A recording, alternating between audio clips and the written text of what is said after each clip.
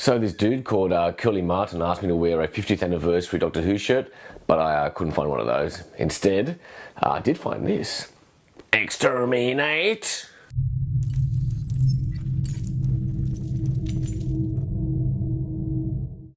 Now the iPad mini with Retina Display is now available, and I was able to get some hands-on time with one, and I couldn't help but put it up against this year's Nexus 7. So how does it stack up? Let's take a quick look. The iPad mini 2 is 7.5mm thin and has subtle design flourishes like the chamfered edges, just like the previous version. The Nexus 7 is 8.5mm in comparison. Neither feels particularly thick or cumbersome. The iPad mini weighs in at 340 grams and the Nexus 7 comes in at only 299 grams. Now there is a real noticeable weight difference here. The Nexus 7 does feel much lighter in the hand. Then we have the rubber-like grippable back of the Nexus 7 compared to the cool, smooth aluminium finish of the iPad mini, which I gotta say does definitely have a premium feel to it. And I have to say that the overall dimensions of the iPad are much more balanced compared to the Nexus 7, which is definitely easier to wrap around in one hand, but does seem taller than it really needs to be. Now both tablets have a 5-megapixel camera with the same full HD recording ability.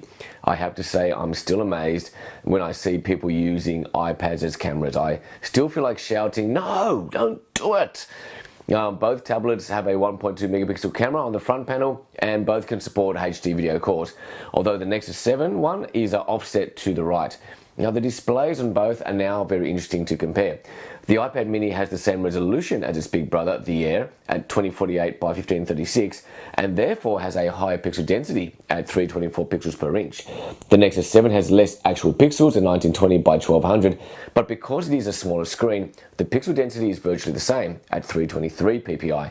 Now they're both IPS screens and they both look stunning. Now here's the other interesting thing. Even though the Nexus 7 is widescreen, you can't really bemoan the 4:3 ratio of the iPad mini because its display is actually slightly wider horizontally. So it is providing the same screen area for movies, and then you still have the 4:3 screen for other content like magazines and browsing.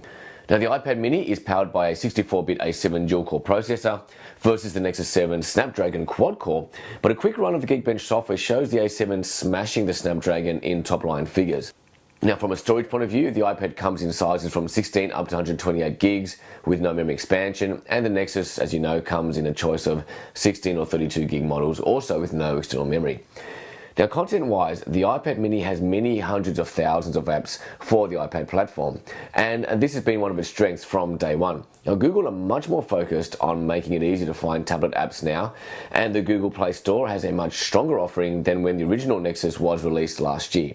Now when I look at these two tablets, I do see two brands at the top of their game in the small tablet category. Both Apple and Google have made significant improvements to their hand-sized tablets from last year.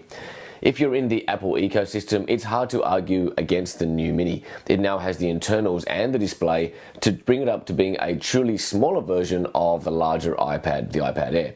Now Google's own branded tablet will always be a favourite for Android fans because it will always support the latest software, updates and newest features, plus really the value for money can't be argued. For the screen quality and performance, it's great bang for your buck. So that's the comparison between the new iPad mini with Retina Display and the new Nexus 7. Throw us a like and a share on your Google Plus page if you enjoyed this segment, and hit subscribe for more of my thoughts and demos on a regular basis. That's it from me, until next time.